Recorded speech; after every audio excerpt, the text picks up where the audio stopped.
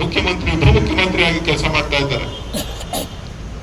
ನಾನು ಒಂದು ಮಾತನ್ನ ಈ ಸಂದರ್ಭದಲ್ಲಿ ಹೇಳಲಿಕ್ಕೆ ಬಯಸ್ತೇನೆ. ನಾನು ಏನು ಮಾತನ್ನ ಕೊಟ್ಟಿದ್ದೇನೆ ಆ ಎಲ್ಲ ಕೆಲಸಗಾರರು ಕೂಡ ಅವರ ನೇತೃತ್ವದಲ್ಲಿ, ಡಿ.ಕೆ. ಶಿವಕುಮಾರ್ ಅವರ ನೇತೃತ್ವದಲ್ಲಿ ಈ ಜಿಲ್ಲೆಯಲ್ಲಿ ಸಂಪೂರ್ಣವಾಗಿ ಅಭಿವೃದ್ಧಿಯನ್ನ ಮಾಡ್ತೇವೆ, ಅದಕ್ಕೆ ಕಟಬದ್ಧರಾಗಿದ್ದೇವೆ ಅಂತಕ್ಕಂಥ ಮಾತನ್ನ ಈ ಸಂದರ್ಭದಲ್ಲಿ ಹೇಳಲಿಕ್ಕೆ ಬಯಸ್ತೇನೆ.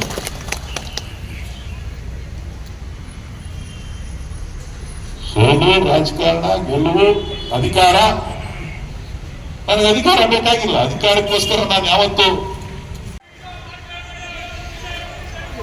ನಿಮ್ ಜೊತೆಯಲ್ಲಿ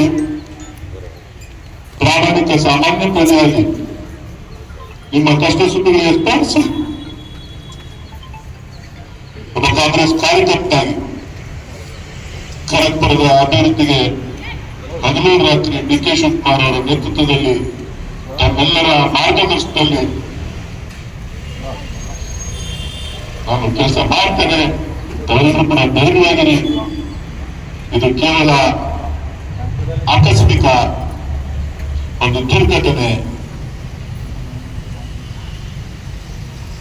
ಇದನ್ನ ಯಾರು ಕೂಡ ಪರ್ಮನೆಂಟ್ ಅಂತ ತಿಳ್ಕೊಬೇಡಿ. ಈ ಗೆಲುವು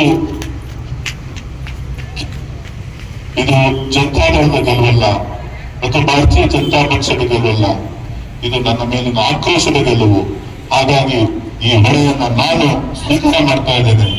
ತಾವೆಲ್ಲರೂ ಕೂಡ ನೆಮ್ಮದಿಯಿಂದ ಜಿಲ್ಲೆಗಳಲ್ಲಿ ಪಕ್ಷ ಸಂಘಟನೆಯಲ್ಲಿ ಜನಸಾಮಾನ್ಯರಿಗೆ ಬೇಕಾದಂತಹ ಕೆಲಸ ಕಾರ್ಯಗಳನ್ನ ಪ್ರಾಮಾಣಿಕವಾಗಿ ಮಾಡೋದ್ರ ಮುಖಾಂತರ ಈ ಕ್ಷೇತ್ರದ, ಈ ತಾಲೂಕಿನ ಬಡವರ, ರೈತರ ಕ್ಷೇತ್ರದ ಅಭಿವೃದ್ಧಿ ವಿಚಾರದಲ್ಲಿ ನಾವು ನೀವೆಲ್ಲ ಸೇರಿ ಒಗ್ಗಟ್ಟಾಗಿ ಕೆಲಸ ಮಾಡೋಣ.